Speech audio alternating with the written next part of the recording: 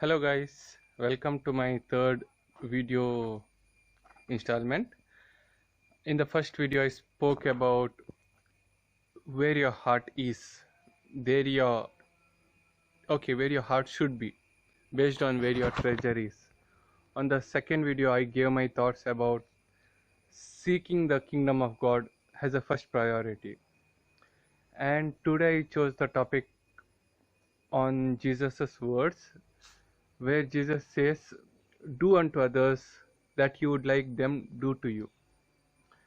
These words inspired not just Christians but even popular, very popular figures in history.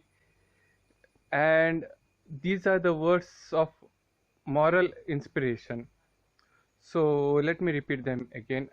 I would not quote the exact Bible verse now, but I would put it down in the description here. Okay, the verse goes this way: "Do unto others as you would like them do to you." Okay, what you should do unto to the others, that is your neighbor, your brother, sister, father, mother, wife, kid. Everyone has a different role, of course, but generally, or a person who you find today in the bus, or your friend, or your benchmate in the class, or your patient, or your doctor, say for example. Everyone has a different role, but what they should, we judge everyone. Not everyone judges everyone, but say for example, the doctor gave you a wrong medicine. Of course, you will complain about him. Say for example, your student didn't listen to you, he rebelled against you. Of course, you will complain your fellow teachers. Not always has a positive. We just try to get expressions. Our fellow mate in the bus, he coughed before you and cough fell on you, say for example. We complain about him. So we judge intentionally or non-intentionally, but either ways it affects the other person. So let us apply the words of Jesus here. Do unto other, that is a person you are complaining. Can you remember anyone did you complain about today, or you have the anger on someone?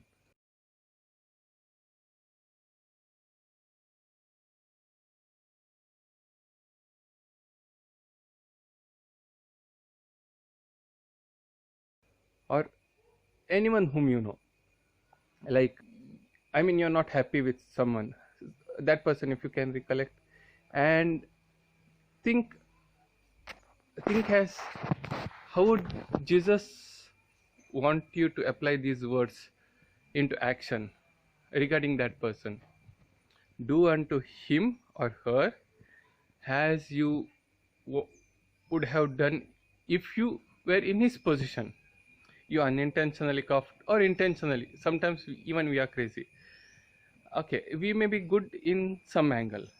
You might tell you have not done any harm to anyone, but if you go into the secrets of your heart, few weak points everyone has, definitely. That is called concupiscence.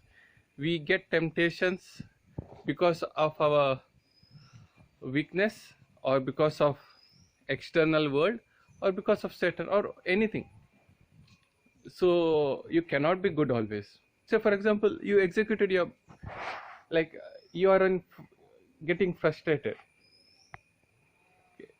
You're frustrated today, say for example, and you frustration on your co-passenger, or you fought with your wife today, and you removed your frustration by showing negligence towards your patient. Mistakes everyone do, small or big, or sometimes very dangerous ones. Now, how would you want the other person to treat you? Consider you're ignorant.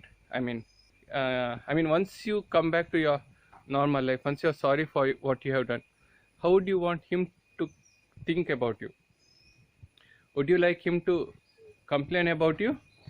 I mean, of course you deserve those complaining, but would you like, yeah, if you are very humble, you would want him to, but still, how would you feel? Or what should he have done according to you? He should have prayed for you. Or can do the same if you are in position. He could have guided you. He could have be silent and waited for you to correct yourself. Or if you are danger to the system, make sure you don't be more danger by taking some reasonable just action against you, just to make sure you don't do more evil. So kind of what would you want him do to you? You can do the same to the other person. Okay, these words can be understood from many angles. I just took the point about complaining. So let us try to, okay, you could, okay, give me a minute. You could try this exercise. Just think about what Jesus meant for you when he said, do unto the other person, the person XYZ, what you wanted him do to you. Okay, what did Jesus do on the cross? He said we are ignorant. I'm not sure how ignorant we are or how ignorant the Israelites were when they crucified, but what did Jesus do? He did unto those who crucified him as if, what if Jesus had crucified other guy, what would have Jesus expected him to do? Be forgiven.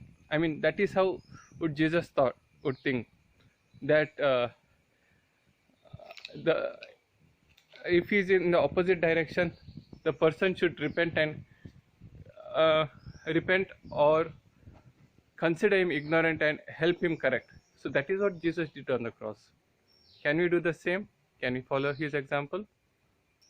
Thank you. God bless you.